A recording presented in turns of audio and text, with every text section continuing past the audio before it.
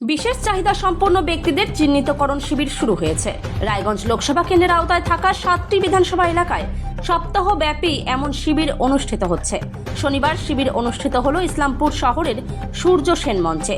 এই শিবিরের অনুষ্ঠানে উপস্থিত ছিলেন রায়গঞ্জের সাংসদ কার্তিক পাল। ভারত সরকারের সামাজিক ন্যায় বিচার ও ক্ষমতায়ন মন্ত্রকের অধীন কৃত্রিম অঙ্গ উৎপাদন কর্পোরেশন অফ ইন্ডিয়া তথা এলিমকোর পরিচালনায় এই শিবির হচ্ছে। এই শিবির থেকে বিশেষ চাহিদা সম্পন্ন মানুষদের পাশাপাশি বয়স্ক নাগরিক যাদের সহায়ক যন্ত্র দরকার, আজ তাদের চিহ্নিতকরণ করে সহায়ক যন্ত্র প্রদানে নাম রেজিস্ট্রেশন করা হচ্ছে। পরবর্তীতে প্রত্যেককে ডেকে তাদের প্রয়োজনীয় সামগ্রী হাতে তুলে দেওয়া হবে। ভারত পাকিস্তানের বর্তমান যুদ্ধ পরিস্থিতি নিয়ে তিনি বলেন, এ বিষয়ে আমাদের প্রত্যেককে দেশের স্বার্থে দেশের ও সেনাবাহিনীর পাশে দাঁড়ানো উচিত। আজকে 7 দিনব্যাপী আমাদের রায়গঞ্জ লোকসভায় দিব্যাঙ্গ এবং যারা প্রবীণ নাগরিক তাদের জন্য ক্যাম্প চলছে।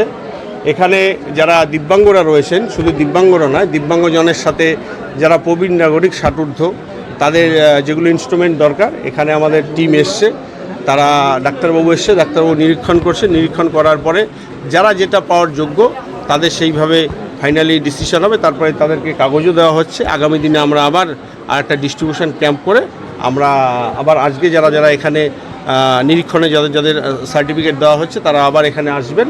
আমরা আবার তাদেরকে তাদের যে ইনস্ট্রুমেন্টগুলো দেওয়া আছে সেগুলো আমরা একদম নিঃশুল্ক দেবো। এটা এখন অবধি চলছে।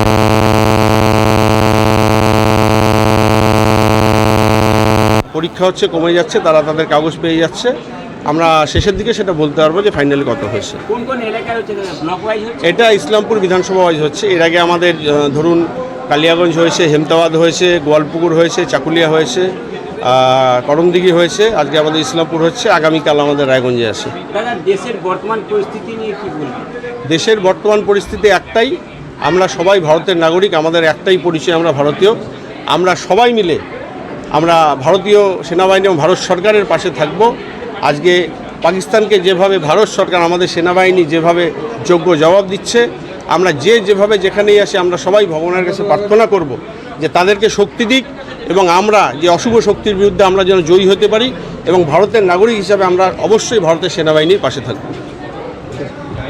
আজকে সত্যি খুব ভালো লাগছে যে আমাদের বিধানসভায় বিভিন্ন জায়গা থেকে আমাদের কাছে একটি লোকজন বিভিন্ন জিনিস বিভিন্ন সময় আবেদন করতো, যে জিনিস লাগবে সেটা আমরা আজকে এই দিব্যাঙ্গ ক্যাম্পের মাধ্যমে তাদের যারা দিব্যাঙ্গ ব্যক্তি তাদের হাতে আমরা রেজিস্ট্রেশনের মাধ্যমে সেই জিনিসগুলো আজকে যেরকম রেজিস্ট্রেশন হচ্ছে, প্রচুর সংখ্যা রেজিস্ট্রেশন হয়েছে। এবং আগামী দিনে আমাদের এমপি বললেন যে আমরা আরেকটি ক্যাম্প করে যারা যারা রেজিস্ট্রেশন যাদের হয়েছে এবং যাদের বিভিন্ন জিনিসগুলো দেওয়া হবে সেগুলো নথিভুক্ত করা হয়ে গেছে, আমরা নির্দিষ্ট ক্যাম্প করে এবং সবাইকে জানিয়ে সেই দিনটা আমরা তাদের হাতে সেই জিনিসগুলো তুলে দেবো। কত মানুষ আজকে সকাল থেকে প্রায় 1500 লোক এখানে এসেছিল। ঠিক আছে, এখন আমরা এখান থেকে কেউ খালি হাতে যাবে না, সবাইকেই মানে আমরা কোনো জিনিস দিচ্ছি।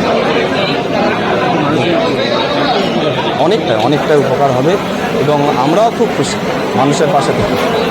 এখানটায় বিভিন্ন ধরনের যেরকম বেল, কানে শোনার যন্ত্র এবং হুইল চেয়ার, ব্যাটারি চালিত হুইল চেয়ার, বয়স্কদের জন্য বিভিন্ন ধরনের হাতের লাঠি যেটা বলে যারা হাতে যে তাদের সহযোগিতা হবে, এবং দাঁত থেকে শুরু করে জুতো, তোমার ডুপ্লিকেট যে পাগুলো আছে আর্টিফিশিয়াল লেগ, সেই সমস্ত জিনিসই দেওয়া হচ্ছে।